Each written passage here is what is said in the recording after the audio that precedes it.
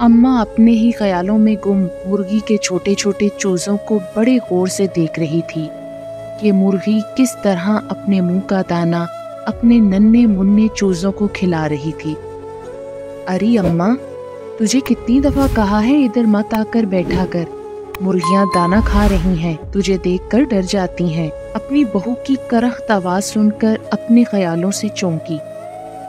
मेरी धी अंदर कमरे में दिल घबरा रहा था तो यहाँ मुर्गियों के पास आ बैठी। अच्छा जा अंदर, रोटी पड़ी है खा ले। अम्मा अपनी टूटी चप्पल पैरों में पहनते हुए कराती हुई घुटनों पर हाथ रखकर उठी और लड़खड़ाते कदमों से कमरे में चली गई। अम्मा ने दुख से खाने को देखा। आज फिर सूखी रोटी और प्याज। ओ नज़ीरा मेरी धी, थोड़ा सालन है तो ला दे, ये मुआ प्याज नहीं खाया जाता। जब सास ने सालन की फरमाइश की तो तन कर सामने आ खड़ी हुई। अरे अम्मा शुक्र कर, रूखी सूखी खाने को मिल रही है। हाँ, तूने तो मुरब्बे नाम किए हैं ना अपने पुत्र के, जो फरमाइश करती है। आज तेरा पुत्र काम से आएगा तो उससे कहना पहले खर्चे कम थे जो तू भी मुफ्त की रोटियां तोड़ने चल गई। अच्छी भली रह रही थी अपने बेटे अनायत के घर। जब दोपहर पोती स्कूल से आई तो दोनों माँ बेटी ताज़ा सालन के साथ खा रही थीं और पास ही ठंडी लस्सी का डोल रखा था। नज़ीरा अपने लफ्ज़ों का जहर अम्मा के दिल में उतार चुकी थी। अम्मा आंसुओं पर पुल बांधे रोटी के टुकड़े पानी में भिगोकर खाने लगी। अम्मा सहन में लगी नीम के दरख्त के साए में बिछी चारपाई पर बैठी रब का शुक्र अदा करने लगी। अम्मा के दो बेटे थे, बड़े का नाम तुफैल और छोटा अनायर। एक ही गांव में ठेके पर ज़मीन लेकर जिम्मेदारी करते। अम्मा ने शोहर की वफ़ात के बाद दोनों बेटों को मेहनत मजदूरी करके पाला। अम्मा की खामोश तबीयत और अच्छे अखलाक के बायस पूरा गांव उसकी इज्जत करता था। दोनों बेटे जवान हुए तो हस्बे तौफीक उनकी शादियां की। जब बीवियां घर आईं तो बेटों ने आंखें फेर लीं। घरेलू हालात की तंगी का रोना रोने लगी। सच है, जो शुक्र करता है उसको और ज़्यादा मिलता है, और जो अल्लाह के दी हुई चीज़ों की नाशुक्री करता है उससे पहले वाला रिस्क भी छिन जाता है। तंगी का रोना रोते रहते और सचमुच तंग दस्त हो गए। घरेलू हालात तंग होने के साथ दिल भी तंग थे। वो माँ जिसने तपती धूप ठिठुरती सर्दी में मेहनत मजदूरी करके जिन बच्चों को पाला, अपने मुंह का निवाला उनको खिलाया, आज वही माँ उन दोनों के लिए बोझ थी। भाई आज तो बड़ी खुशबुएं आ रही हैं, क्या पका है? गुड्डू बड़े दिनों से गोश्त खाने की जिद कर रहा था। बड़े दिनों की बचत करके गोश्त लाई हूँ, हांडी पक गई है, गुड्डू स्कूल से आएगा तो रोटी पकाऊंगी। रजिया खुशगवार लहजे में बोली। आओ भाई तुफैल, आज मेरे घर का रास्ता कैसे भूल गया? बड़े दिनों बाद तूने चक्कर लगाया है। रजिया लस्सी ला भाई तुफैल के लिए। मैं तेरी लस्सी पीने नहीं आया, तुझसे दो टोक बात करने आया हूँ। मैंने ठेका ले रखा है अम्मा का, जो उसे मैं ही अपने पास रखूँ, खिलाऊं पिलाऊं। तंग आ गया हूँ मैं उसकी रोज की फरमाइशों से। कभी ये खाना है, कभी वो नहीं खाना। तेरे घर में तो रोज गोश्त पकता है, खुश रहेगी तेरे घर में। मैं भी बाल बच्चेदार हूँ, थोड़े खर्चे नहीं है। अब तो वो मेरी अकलौती धी के खाने पर भी नजर रखने लगी है। भाई तुफैल, तू कैसी बातें कर रहा है? तू खुद ही अम्मा को जबरदस्ती बरादरी के सामने अपने घर लेकर गया था, मैंने तो नहीं निकाला था उसको। और तू जानता है मेरे पास आजकल कोई काम धंधा नहीं है, वेला हूँ मैं वेला। कहाँ से खिलाऊं मैं अम्मा को? रजिया ही लोगों की कढ़ाइयाँ करके घर का खर्च चलाती है। मैं कुछ नहीं जानता, बस तू कल मेरे घर आ और अम्मा को अपने साथ ले आ। मैं अपने घर का सुकून और बर्बाद नहीं कर सकता। मैं तुम्हें बता रही हूँ अनायत, अगर तुम अम्मा को यहाँ लाया तो मुझसे बुरा कोई ना होगा। तुझसे बुरा तो कोई पहले भी नहीं है। जा यहाँ से, मेरा दिमाग न खराब कर। कुछ भी हो है तो वो हमारी माँ ना। भाई तुफैल का तो खून सफ़ेद हो गया है, मेरा नहीं। मैं कल जाकर अपनी माँ को ले आऊँगा। रजिया अपना गुस्सा जोर जोर से बर्तन मांझ कर उतारने लगी। तुफैल, तू गया था अनायत के घर? हाँ भाई गया था, तेरी बात कैसे टाल सकता था। कह आया कि आज आकर अम्मा को ले जाए। अगर ना आया तो खुद जाकर छोड़ आऊंगा। تو فکر نہ کر، تو تو بس خوش رہا کر، ادھر تو دیکھ میری طرف اور ہنس کے تو دکھا۔ طفیل تو بھی نا۔ نذیرہ بات ادھوری چھوڑ کر کھلکھلا کر ہنسنے لگی۔ یہ ہوئی نا بات، طفیل میری خواہش ہے کہ رب مجھے پتر دے اس بار۔ ہاں ہاں میرا بھی تو دل چاہتا ہے، بہتر کرے گا رب۔ اچھا میں تیرے لیے بازار سے کچھ پھل فروٹ لے کر آتا ہوں۔ اماں آ جا، روٹی کھا لے آ کر، نذیرہ نے اماں کو آواز دی۔ اماں آہستہ آہستہ چرپائی سے اٹھتے ہوئے روٹی کھانے کے لیے آ گئی۔ لے اماں روٹی کھا لے۔ وہی سوکھی روٹی اور ساتھ میں اچار۔ آج شاید اماں کا ادھر آخری دن تھا، اسی وجہ سے آج اس نے مہربانی کی اور پیاز کی بجائے اچار دے دیا۔ نذیرہ تھی بڑی گرمی ہے، اچار سے میرا سینہ جلتا ہے، ایک پیالی دودھ لا دو، میں روٹی ڈبو کر کھا لوں گی، اماں نے لجاہت سے کہا۔ اماں تیری انہی باتوں کی وجہ سے میں تجھ سے تنگ ہوں۔ سلام بھر جائی عنایت صحن عبور کر کے اماں کی چرپائی پر آن بیٹھا۔ اماں کے کھانے کی طرف دیکھتے ہوئے ٹھنڈی سانس بھری۔ چل اٹھ اماں، میں تجھے لینے آیا ہوں، گڈو تیرا انتظار کر رہا ہے۔ نہ میرے پتر نہ، میں تیرے ساتھ نہیں جا سکتی، نذیرہ دھی کو میری ضرورت ہے، ایک بار بچہ ہو جائے تو پھر آؤں گی۔ نذیرہ بولی، اماں تجھے میرے پر سوار ہونے کی ضرورت نہیں ہے، میں تیرے بغیر ہی بہت سکھی ہوں اور تیرے بغیر میں زیادہ خوش رہوں گی۔ نذیرہ نے تو اماں کا دل بری طرح توڑ دیا۔ چل اماں جلدی کر، تجھے گھر چھوڑ کر میں نے کام پر بھی جانا ہے۔ پتر یہ تو پاگل ہے، طفیل آئے گا تو دیکھنا وہ مجھے تیرے ساتھ نہیں جانے دے گا۔ اماں پاگل نذیرہ نہیں تو بن رہی ہے، اور بھائی طفیل خود آیا تھا میرے پاس یہ کہنے کے لیے کہ میں تجھے اپنے گھر لے آؤں، وہ اب اور تیرا بوجھ برداشت نہیں کر سکتا۔ اماں کی آنکھوں میں یہ سن کر تو آنسو آ گئے۔ جا اماں، کیا ہم سے ہی خدمتیں کرواتی رہو گی؟ کچھ خدمت عنایت سے بھی کروا لو، طنزیہ مسکراہٹ سے نذیرہ بولی۔ اماں خاموشی سے اٹھی اور عنایت کے ساتھ چل پڑی۔ رضیہ اماں کے لیے پانی لا، عنایت نے رضیہ کو آواز دی۔ اچھا اماں، اب میں کام پر جا رہا ہوں، تو یہاں آرام سے بیٹھ۔ آ گئی ہے اماں؟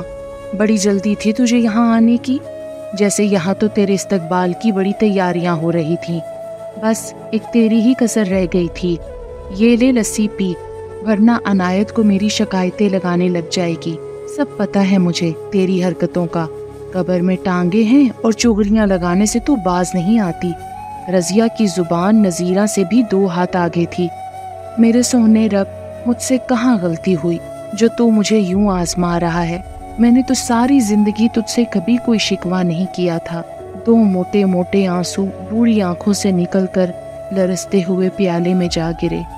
حلق سوکھ کر کانٹا بن چکا تھا، مگر پیاس ختم ہو چکی تھی۔ لسی کا پیالہ زمین پر رکھنے کی کوشش میں لرزتے ہاتھوں سے مٹی کا پیالہ زمین پر جا گرا اور اماں کے دل کی طرح 2 ٹکڑے ہو گیا۔ واہ اماں، آتے ہی نقصان کرنے لگی ہے، کون سا تیرے پتر کی کمائی کے ڈھیر لگے ہیں جو تو پیالے توڑنے لگ گئی ہے؟ اماں کا دل ہر چیز سے اچاٹ ہو چکا تھا۔ خاموشی سے اٹھی اور پھٹی چادر سے آنسو صاف کرتی گھر کی دہلیز پار کر گئی۔ آہستہ آہستہ چلتے وہ گاؤں کی مسجد کے پاس بنے تھڑے پر بیٹھ کر سانس درست کرنے لگی۔ گئے وقتوں کو یاد کرتے ہوئے دل بھر آیا۔ دفتن 50 کا نوٹ جھولی میں آ گرا۔ اماں نے گھبرا کر سر اٹھایا، بھکارن سمجھ کر پیسے دینے والا دور جا چکا تھا۔ میں بھکارن نہیں ہوں، اپنے پیسے لے لو۔ پیسے دینے والا دور جا چکا تھا اور اماں کی آواز نہ سن سکا۔ اماں نے نوٹ مٹھی میں دبایا، گھر کی طرف چل دی۔ گھر پہنچی تو عنایت گھر آ چکا تھا۔ اماں بھی لاٹھی دیکھتی چرپائی تک پہنچی اور گرنے کے انداز میں چرپائی پر ڈھہ گئی۔ اماں تو کدھر گئی تھی؟ ٹانگوں میں تیری زور نہیں ہے اور تو پورے پنڈ کی سیر کرتی پھرتی ہے، ایویں کہیں گر پڑی تو سیاپا تیرے علاج کا بھی پڑ جائے گا مجھے۔ رضیہ روٹی لے کر آ، بڑی بھوک لگی ہے۔ عنایت صحن میں لگے نلکے سے ہاتھ دھونے چلا آیا۔ کہاں سے لاؤں روٹی؟ کچھ نہیں پکایا میں نے جو تیرے آگے پیش کروں، اور سن، دال سبزی پیسوں سے آتی ہے جو تیرے پاس تو کبھی ہوتے ہی نہیں، اوپر سے کھانے والے بے شمار۔ آخری فقرہ اماں کی طرف دیکھ کر بڑے ہی غصے سے کہا تھا۔ اماں نے مٹھی میں دبے نوٹ کی طرف دیکھا اور آہستہ سے مٹھی عنایت کے سامنے کھول دی۔ अम्मा के हाथ में चूड़ा मुड़ा सा नोट देखा अनायत को खुशगवार हैरत का झटका लगा। ये तेरे पास कहाँ से आए पैसे? बस तू रख ले। रजिया ये पकड़ पैसे और जल्दी से सब्जी ला के पका। अम्मा ने दिए हैं ये पैसे। हाँ तो कोई एहसान किया है मुझ पर जो यूं तू जिता रहा है? अम्मा ने दिए हैं पैसे। रजिया ने नक्कल उतारते हुए नोट अनायत के हाथ से खींचा और सब्जी लेने चल दी। ये सिलसिला चंद दिन तक यूं ही चलता रहा। अम्मा मस्जिद के पास बने थड़े पर सर झुकाए बैठी रहती और झोली में गिरते पैसों में इजाफा होता रहता। उनसे कम से कम एक वक्त की रोटी बगैर तानों के मिलने लगी थी। अम्मा जिसने इंतहाई गुर्बत और तंगदस्ती में भी किसी के आगे हाथ नहीं फैलाया था, मेहनत मजदूरी करके दोनों बेटों को इज्जत के साथ पाला था, आज उन्हीं बेटों ने अपनी माँ को भिखारन बना दिया था। बहन नज़ीरा कहाँ हो? जल्दी आओ, तुम्हें एक बात बतानी है। क्या है? क्यों शोर मचा रही हो? अंदर आ जाओ। मोहल्ले की औरत नज़ीरा को बताने लगी, तुम्हें पता है तुम्हारा देवर अनायत अम्मा से भीख मंगवाता है और अम्मा झोली भर भर के पैसे लाकर तुम्हारी देवरानी रजिया को देती है। आज मैं मस्जिद के पास से गुजरी तो मैंने देखा अम्मा की झोली तो पैसों से भरी हुई थी और वो बेचारी चुपचाप सर झुकाए बैठी थी। बड़ा ही बेगैरत निकला है तेरा ये अनायत देवर। माँ को भिखारन बना दिया उस नामुराद ने। अच्छा तो ये बात है। मैं भी कहूँ कि मेरी देवरानी रजिया का मुंह बंद क्यों है? वो तो एक दिन भी न रखे अम्मा को, तो अकेले अकेले कमाई खा रही है अम्मा की। नज़ीरा ने अपने शोहर तुफैल से बोला, तुफैल तुझे पता है अनायत अम्मा से भीख मंगवाता है। मुझे पड़ोस वाली बता रही थी। अम्मा हर रोज झोली भर भर के पैसे लाती है और रजिया को देती है। देखा तूने तुफैल, अम्मा कितनी घुन्नी और मीसनी है। हमारे घर में तो उसके नखरे ही नहीं खत्म होते थे और उधर जाकर कमाई कर रही है। मैं बता रही हूँ तुफैल, मैं रजिया को अम्मा की कमाई अकेले नहीं खाने दूंगी। हमारा भी तो हक है अम्मा की कमाई पर। तू ऐसा कर, अम्मा को जाकर घर ले आ। अम्मा से कहना हम बड़े शर्मिंदा हैं। तेरा दिमाग तो खराब हो गया है क्या? कभी कहती है छोड़ा, कभी कहती है ले आ। तूने तो मुझे लट्टू समझ रखा है, जिधर दिल करता है घुमाने लग जाती है। जा हर दिमाग कहीं की, दफा हो इधर से, पागल समझ रखा है मुझे। देख तुफैल, ठंडे दिमाग से सोच, घर में अम्मा की कमाई आएगी तो हमारे भी हालात अच्छे हो जाएंगे। आज पहली मर्तबा नज़ीरा तुफैल की झिड़की पर भड़कने की बजाय आराम से समझाने लगी। अच्छा ठीक है, सांस तो लेने दे, पानी पिला। बेटा बीवी को समझाने के बजाय खुद भी माँ की कमाई के बारे में सोचने लगा कि अम्मा की कमाई से कुछ तो बचत हो जाएगी।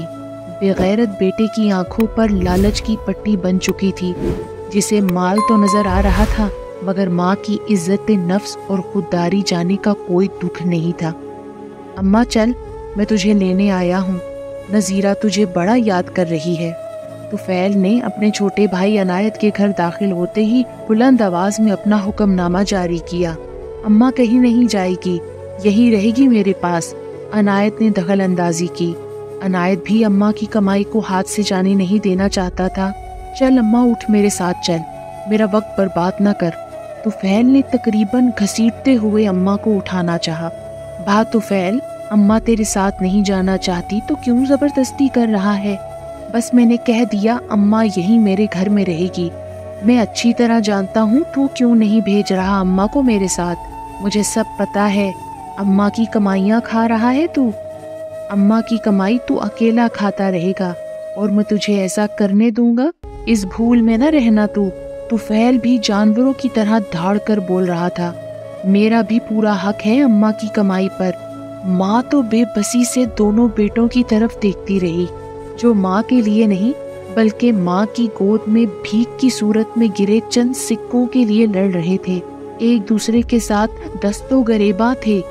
इसी दिल की वीरान जमीन में जो थोड़ी बहुत नमी बाकी थी, दो आंसुओं की शक्ल में आंखों से फिसली, झुर्रियों ज़दा गालों पर फैल गई और अम्मा ने खामोशी से आंखें मूंद ली। अचानक अनायत की नज़र माँ के बेजान वजूद पर पड़ी, जो एक जानब लड़क चुका था। अनायत की निगाहों के ताकुब में तुफैल ने देखा तो वो साकित खड़ा रह गया।